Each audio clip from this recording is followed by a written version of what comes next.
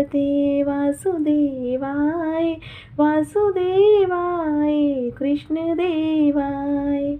इस प्रकार से नारद जी ध्रुव जी को मंत्रों का उच्चारण सिखा देते हैं और ध्रुव जी मंत्रों का उच्चारण करते हैं और नारद जी उनसे कहते हैं कि अन्न त्याग दो, फल खाओ। और फिर कहा फल भी त्याग दो, जल पर जियो। और फिर कहा अन्न फल जल सब त्याग दो। और अंत में जब अंतिम चरण आता है, नारद जी उनसे कहते हैं अपनी सांसें रोक लो। सांसें रोकते ही संसार में हाहाकार मच जाता है। सभी देवता, सभी देवगण विष्णु जी के पास में पहुंचते हैं। अरे प्रभु, ये बालक की मृत्यु हो जाएगी, कृपा कर कर इसे अब तो दर्शन दे दीजिए।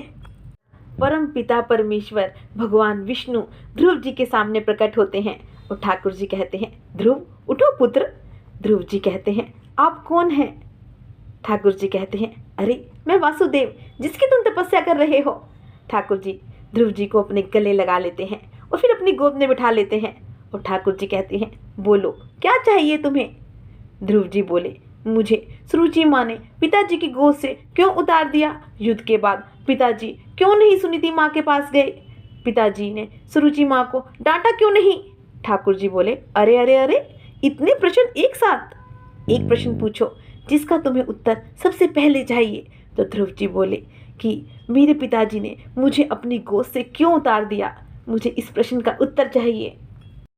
ठाकुर जी बोले यही प्रश्न है जो तुम्हें सबसे ज़्यादा तकलीफ दे रहा है। ठाकुर जी ध्रुव जी के सिर पर हाथ रखते हैं। साक्षात माँ सरस्वती उनके मस्तक में प्रवेश कर जाती है और उनको ज्ञान की प्राप्ति होती है। उस छोटे से बालक में ज्ञान प्रवेश कर जाता है। और फिर ठाकुर जी पूछते हैं तुमने कुछ पूछना है मुझसे?